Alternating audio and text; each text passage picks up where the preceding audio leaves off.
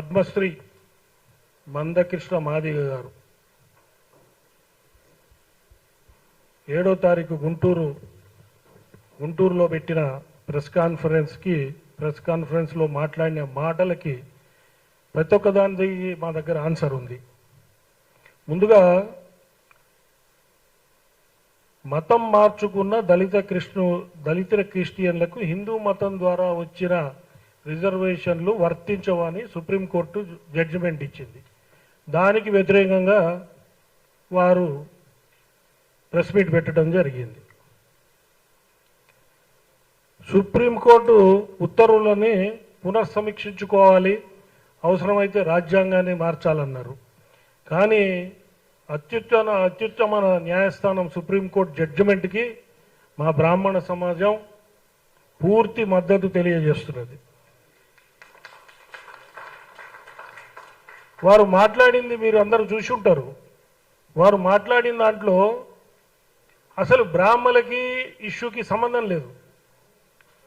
ఏం చేస్తున్నారంటే బ్రాహ్మణుల భుజం మీద గన్ను పెట్టి మొత్తం సనాతన ధర్మాన్ని హిందువులని టార్గెట్ చేస్తున్నాడు అనేది మేమందరం భావిస్తున్నాం. ఇది ఒక పెద్ద కుట్రగా భావిస్తున్నాం. దానికి గన్ను పెట్టుకోవడానికి మేము సిద్ధంగా లేవని కూడా ఈ మీడియా సమావేశం ద్వారా తెలియజేస్తున్నాం. ఇప్పుడు దళిత క్రిస్టియన్స్కి మారిపోయినప్పుడు ఇక్కడ రిజర్వేషన్స్ ఎందుకు? ఆ కుల హోదా పోయిన వెంటనే వారు పొందిన సౌకర్యాలను కూడా తీసేయాలని చెప్పి మేము డిమాండ్ చేస్తున్నాం. తర్వాత రాజ్యాంగంలో ఆర్టికల్ 14, 15, 25 తీసేయాలంటాడు. అంటే మత స్వేచ్ఛ, ఎవరు దేంట్లో కన్నా మారే స్వేచ్ఛ ఆర్టికల్స్ ఇస్తున్నాయి, అవి తీసేయాలంటారు. అంటే రాజ్యాంగాన్నే మార్చాలని ఏదైనా కుట్ర ఉందా దీంట్లో వెనకాల? లేకపోతే రిజర్వేషన్లే మొత్తం తీసేయాలని ఏదైనా కుట్ర ఉందా? అసలు మీరు హిందూ దళితులకి సంబంధించిన వాళ్ళ లేకపోతే దళిత క్రిస్టియన్గా మారిపోయారా?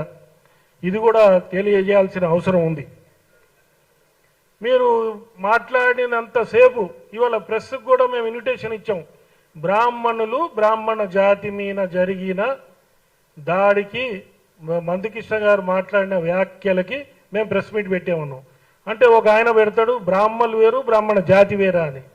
అంటే ఆయన ఇండివిజువల్ బ్రాహ్మిన్స్, ద్రోణాచార్యుడు కానివ్వండి, ఆదిశంకర్లు కానివ్వండి, జవహర్లాల్ నెహ్రూ కానివ్వండి, ఇండివిజువల్ బ్రాహ్మిన్స్ని క్రిటిసైజ్ చేశాడు. అట్లనే బ్రాహ్మణ జాతిని కూడా క్రిటిసైజ్ చేశాడు. కాబట్టి ఆ విధంగా మేము పెట్టడం జరిగింది.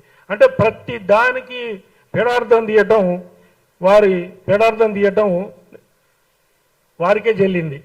పద్మశ్రీ మందకృష్ణ మాదిగ గారు.